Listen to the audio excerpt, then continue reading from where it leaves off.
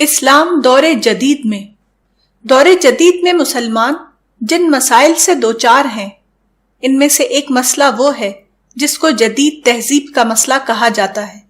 یہ مسئلہ اپنی پوری شدت کے ساتھ 19ویں صدی اور 20ویں صدی کے وسط میں پیدا ہوا اور اب اس کے اوپر 1 صدی سے زیادہ کا وقت گزر چکا ہے۔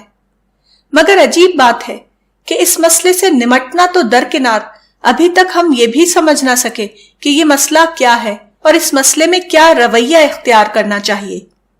اسلام کے نقطۂ نظر سے جدید تہذیب کا مسئلہ اصلاً یہ مسئلہ نہیں تھا کہ ماڈرن انسان ایک خاص قسم کا لباس پہنتے ہیں اور ہم اسے پہنے یا نہ پہنے، یا یہ کہ گھروں میں استعمال کے لیے انہوں نے ایک خاص قسم کا فرنیچر تیار کیا ہے اور ہم اپنے گھروں کو ان سے سجائیں یا نہ سجائیں وغیرہ۔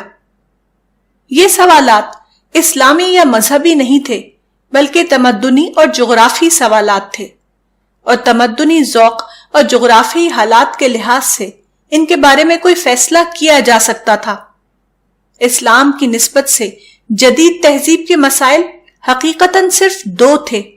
نمبر 1، یورپ میں جدید تہذیب اور چرچ کے درمیان تصادم نے غلط طور پر جدید علوم کا رخ لامذہبیت کی طرف کر دیا۔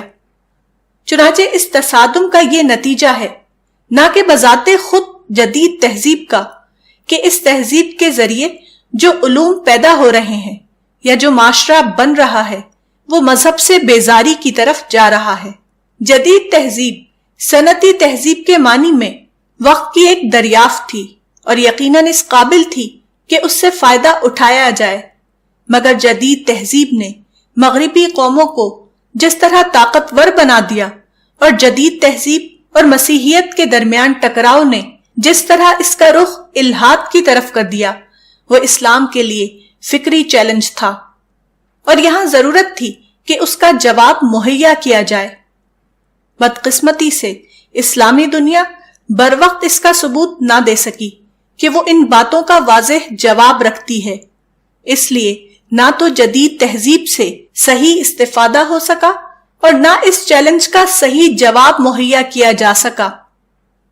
نمبر 2، اس سلسلے میں دوسرا کام جو سمجھنے کا تھا وہ یہ کہ جدید تہذیب کے ذریعے وہ مواقع یا اپرچونٹیز پیدا ہوئے جن کو استعمال کر کے عالمی سطح پر دین اسلام کی اشاعت کا مطلوب کام انجام دیا جا سکے۔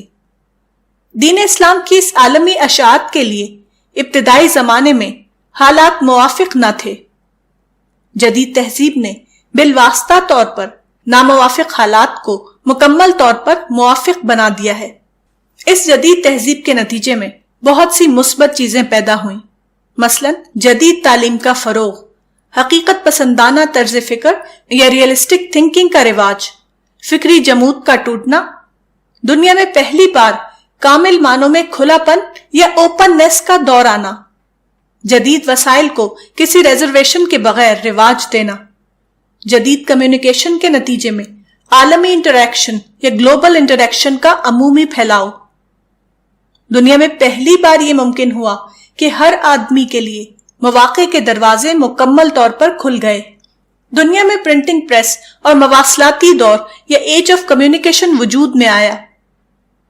نیچر میں چھپے ہوئے موافق اسلام سائنسی حقائق دریافت ہوئے اور عمومی طور پر وہ ہر ایک کی دسترس میں آ گئے۔ دنیا میں مکمل معنوں میں مذہبی آزادی کا دور آیا، جس میں ہر ایک کو یہ موقع تھا کہ وہ جس مذہب کو چاہیں اختیار کریں اور اس کی تبلیغ کرے، صرف ایک شرط کے ساتھ کہ آدمی تشدد یا وائلنس سے مکمل طور پر پرہیز کرے۔ جدید تہذیب مسلمانوں کے لیے حدیث کی زبان میں معید دین تہذیب تھی۔ وہ مسلمانوں کے لیے ایک عظیم موقع یا گریٹ اپرچونٹی تھا جس کو استعمال کر کے مسلمان جدید معیار کے مطابق زیادہ مؤثر انداز میں اسلام کی اشاعت کا کام کر سکتے تھے۔ جدید تہذیب نے یہ کیا کہ اجارہ داری کے دور کو ختم کر دیا۔ اس طرح انسانی آزادی کا وہ مطلوب ماحول پیدا ہو گیا جو خدا کے نقشہ تخلیق کے مطابق درکار تھا۔